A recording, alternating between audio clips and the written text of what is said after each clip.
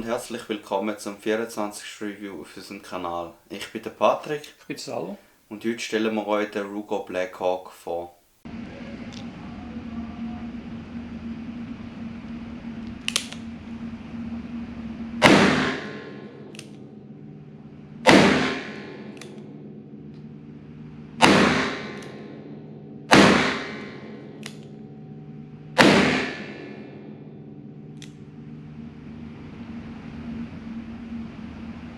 Um genau zu sein, handelt es sich um einen Ruger New Model Black Hawk.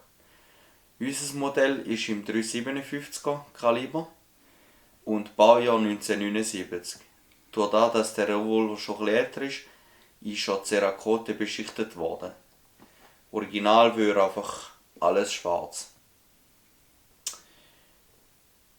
Das Modell gibt es in verschiedenen Kaliber und die würden 30er Carbine, 41er Remington Magnum, 44er Special, 45 Long Colt und 327 Federal Magnum. Und je nach Kaliber ist es dann auch eine andere Lauflänge. Das Modell ist von Ruger 1955 unter dem Namen Ruger Black Hawk auf den Markt gekommen. Vom technischen Aufbau, also sprich der Ladeklappe und dem Abzugsmechanismus, ist es eigentlich eine Kopie vom Colt Single Action Army Revolver. Sprich, die Bedienung ist dieselbe. Zuerst hat es das Modell nur im Kaliber 357 Magnum gegeben. 1956 hat aber Smith & Wesson ein neues Kaliber, ein neues Geschoss auf den Markt lanciert, 44 Magnum. Und Ruger war einer der ersten Hersteller, der gerade zusammen mit, fast gleichzeitig wie Smith & Wesson, einen Revolver auf den Markt gebracht hat, der das Kaliber unterstützt hat. Das war dann der Ruger Super Black Hawk. Auch wenn das Modell sehr gut gelaufen ist auf dem Markt, ist Ruger nicht ganz zufrieden wegen der Unfallgefahr, wegen man halt zum die Ladeklappe können öffnen, zum Laden oder entladen, muss man dort den Hammer leicht anspannen.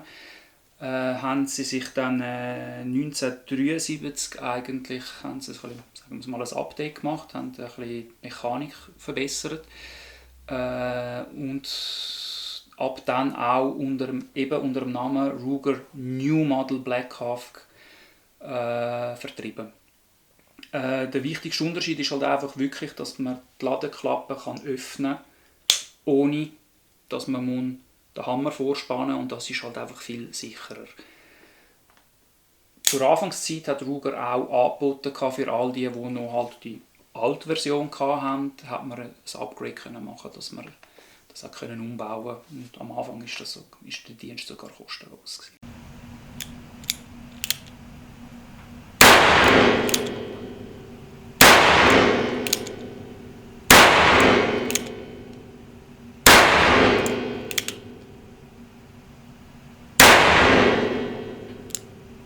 Es ist ein Revolver mit Single-Action-Abzug. Das Gehäuse, der Lauf und der Zylinder bestehen aus Stahl. Der untere Rahmen ist aus Aluminium und der Handgriff ist aus Holz. Der ganze Revolver wiegt 1,275 Kilo. Da es sich um einen Single-Action-Revolver handelt, spielt es eigentlich nicht so eine Rolle, ob man jetzt Rechts- oder Linkshänder ist. Die Handhabung geht jetzt mit beiden Händen relativ gleich gut. Zu den Bedienerelementen gehört in erster Linie der Hammer. Der verfügt da über Rifflungen, damit man halt nicht so abrutschen tut beim Vorspannen. Natürlich der Abzug selber. Dann haben wir noch die Ladeluke. Der Stift hier dient dazu, um die Trommel zu lösen. Und dann hat man hier noch zur Hilfe den Stab, um die verschossenen Hülsen wieder rauszudrücken. Der Zylinder von diesem Modell fasst 6 Schuss. Wie halt bei den meisten Revolver oder eben vor allem von den Single-Action-Revolver ist es eigentlich immer empfohlen, dass man die im sogenannten Cowboy-Load-Modus holstern, also mitnimmt. Was das genau ist und wie man den macht, haben wir schon mal in einem früheren Video gemacht, wo wir über den Colt Single Action Army gesprochen haben. Den Link dazu findet ihr im Videobeschreib. Steht auch drin, wo sich dann die Erklärung befindet. Wie vorher schon mal erwähnt, handelt es sich um einen Single-Action-Abzug.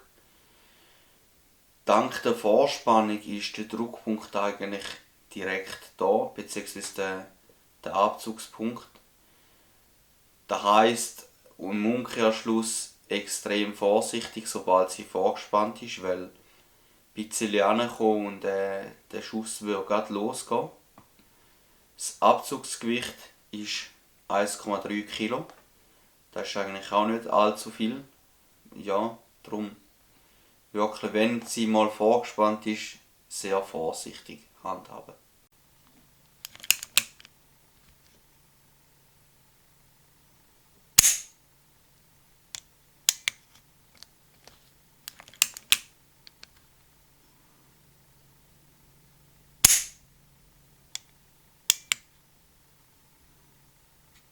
Die Kimme und Korn verfügen über keine Markierungen, ist aber trotzdem relativ gut zum Durchzielen.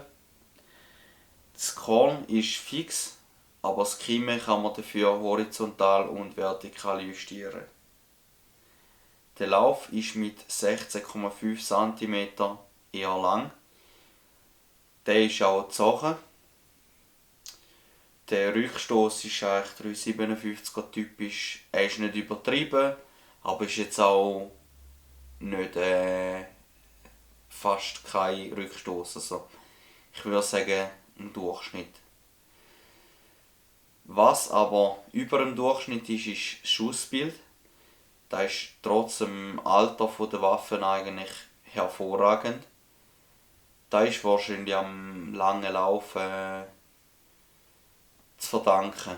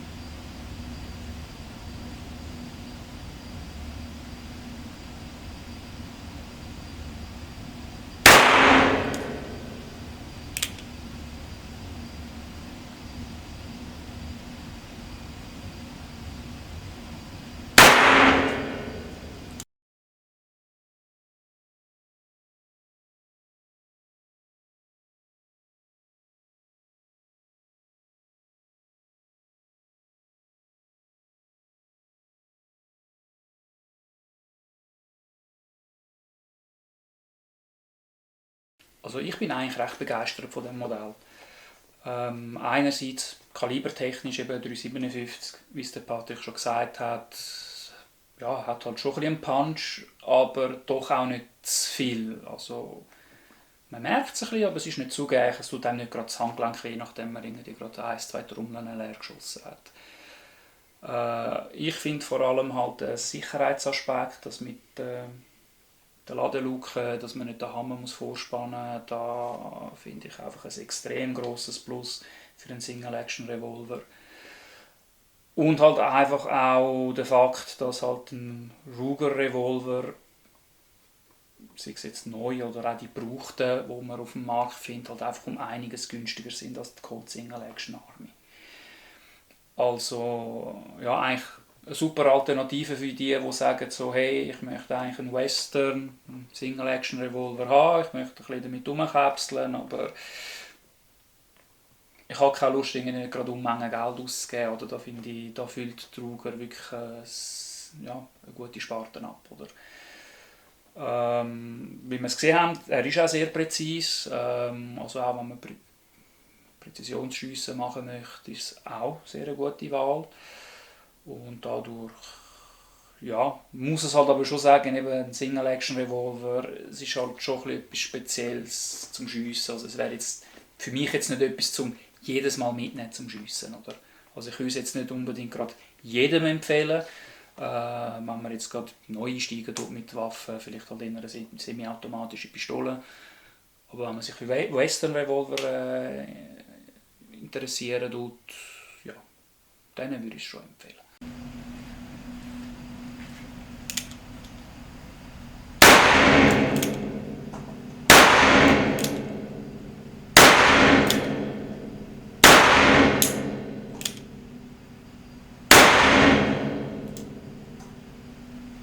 Ich bin eigentlich relativ ähnlicher Meinung wie der Salvo.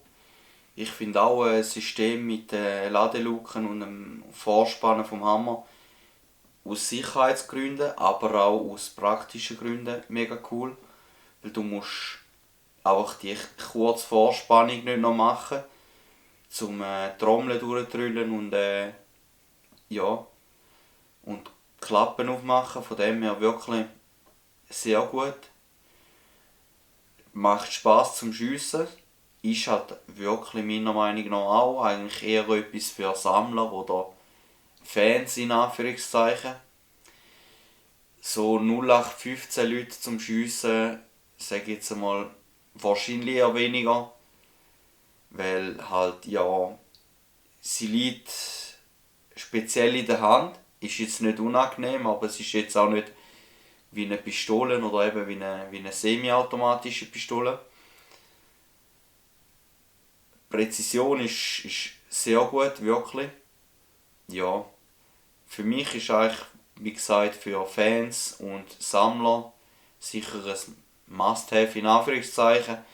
Aber für so die Standardschützen, die ein bisschen käpseln wollen, ist es eigentlich eher nicht.